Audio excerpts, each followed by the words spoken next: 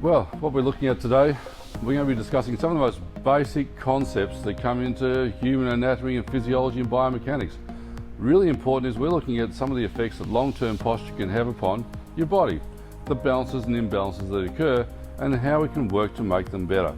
So with Tilly here, Tilly's come in and Tilly is nice and relaxed. Tilly is sitting in what is the most comfortable and most relaxed position. This turns off a lot of muscles. Basically, Tilly is hanging on her ligaments. Tilly is in posterior pelvic tilt. And Dr. Danny, you can discuss what that's going to do. That's right. So a lot of us, or most of us, are spending more time at home, which is all part of what we have to do right now. And often the most comfortable position when we're sitting at the computer, sitting down watching Netflix, is this position here. So you can see, as Andrew said, that posterior pelvic tilt, a big arch through the lower back. It saves the body energy, and that's why we naturally just go to that position. But the thing is, what happens is we have a big muscle at the front called the psoas muscle, and that is responsible for a big part of hip flexion. So they get super tight. Now often people think when they have tight hip flexors that they stretch it out, they go get dry needling on it, but that's not good. We want to keep that tight muscle nice and strong because it's helping to stabilize the hips. So what we're going to do today is really show you some exercises you can do to help strengthen the muscles that aren't playing their part in this position. Perfect, yeah. This is the idea, isn't it? That's right. Better health through strength. That's it. Now, as Danny has mentioned here, the psoas muscle is doing a big job stabilizing the pelvis in this posterior pelvic tilt. But there's also an effect upon the spine. And Tilly's sitting there, that will be her spine, and the front of the bones will be shaped like this, where she's putting her body into a position where she's into flexion. Of course, what that does is that moves disc material up the back, and that creates sometimes the opportunity for the disc bulge to occur. If a person drops something, he has to bend over further. So we're going to show you what we do and how it affects this position. So what we're going to do is, Danny, I'm going to get you, I'll take the model for you there, and you can have a look at Tilly's hip quadrant test. That's right, so we'll just take Tilly through a little test here. So I'll get you to lie down on your back, please. And then we're just going to find the point of discomfort. So you just let me know when it starts to feel a little bit uncomfortable through the front of the hip. So I'll just gently take the hip up. Just there? Okay, so we'll take note of this position here. So I'll slowly bring you down. Okay, and you can sit back up. So there's what we're looking at there is the effect of what it's been like on sitting posture for Tilly's range in hip flexion at the moment. We're also going to have a look at Tilly's lumbar extension range. So Tilly, I'm going to get you to stand up and put your hands on your hips and just bend backwards once. And let's see how your range looks after sitting down for a period of time. A bit stiff there, huh? Okay, Tilly moves very well for a, say, 70-year-old right now. There's a fair chance she isn't quite 70. So we're going to look at now some intervention, a couple of exercises, and we're going to retest the hip and the back and show you what happens. Some very simple things we can do. And now we'll be taking Tilly through the first exercise, which is the good old lock clam. So this exercise is brilliant for getting the glutes firing in external rotation, so rotating the knee outwards. So I'll get you to start by lying on your side with your bottom leg straight. That is the key difference to this exercise. That bottom leg is to stay straight. We then hook the top leg just behind the ankle of the straight leg. Perfect position here, so really making sure that that hip is rolled forward towards the ground and we're using our hand to balance out in front there. So what I'll get you to do, Tilly, is 15 reps per side, so just slowly and gently lifting that knee up towards the ceiling, just to there and down. Now often we find that when people are training glutes, they overcompensate and really try and swing the leg, but that also brings all the muscles up here into it, and that's not ideal. We want to keep it purely isolated to the glutes there. Really good. So today we'll be doing 15 reps per side, but ideally it's recommended to do about 25 reps per side for those at home as well. How's this feeling, Tilly? Good.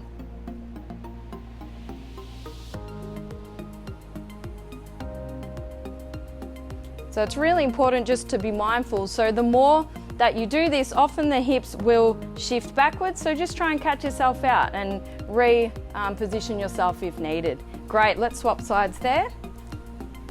So turning onto the other side. And then we will do 15 reps again. So just hooking that leg there. Good, and 15 reps here.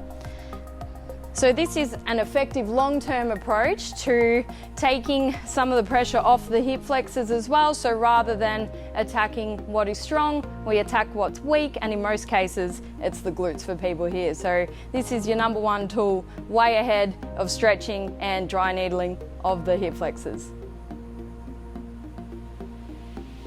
And just take note of any differences from left to right side.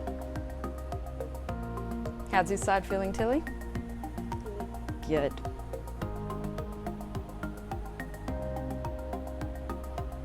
Good, we got 5 more reps here. Really holding that tension at the top and guiding it on the way down. 2, 3 to go. And last one. Good. So now we'll retest that original hip test that we did at the start. So I'll get you to lie on your back, please. Thank you. And straightening your legs. And now just let me know where you feel the discomfort. So keeping your leg nice and heavy. So originally it was about here. A little bit of restriction there. So you can tell it's an instant improvement. Fantastic.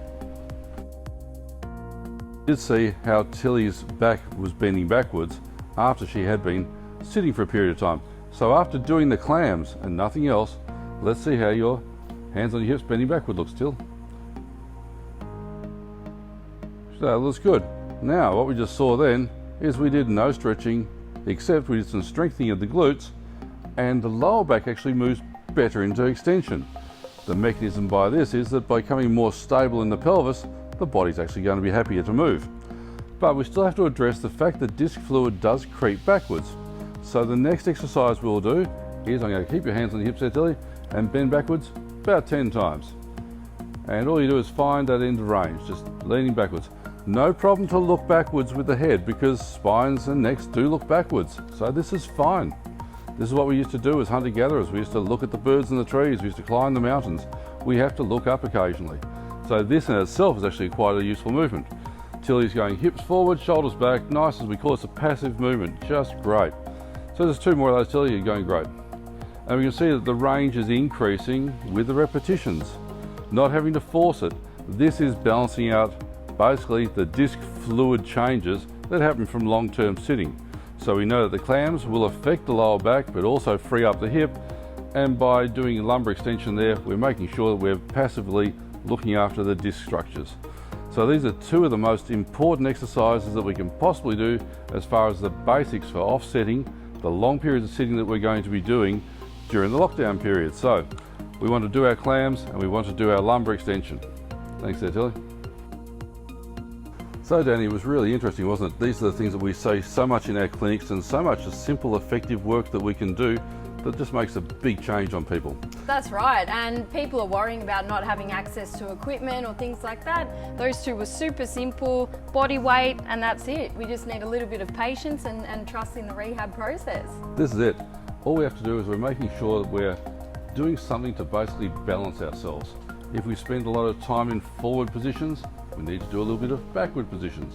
If our hips are tightened in one position, we tend to do glute work to go the other position. That's right, it's just about being aware of the postures that we're in. Often we see people come into the clinic and, you know, we give them the advice, and then everyone goes back home and spends all the other 23 hours of the day back in the position that they're most comfortable in. So it's just about using that awareness now and really paying attention to the postures that you're in when you're not seeing myself or Andrew.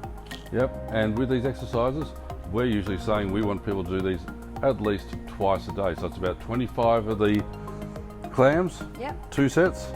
That's right, and 10 of the back extension. But again, if we've changed our behaviour to be sitting down more, 3 times a day. Absolutely, and we just need to push ourselves to a comfortable change. We don't need to join Cirque du Soleil yet unless you're in Cirque du Soleil. So right. It's all about comfortable exercise performance and great habits. So we'll be seeing you now and in the future with some more great videos on what you can do to set yourself up for the best opportunities that are going to come out after the lockdown period, when you'll be fresh and balanced and ready for action. Thanks, guys.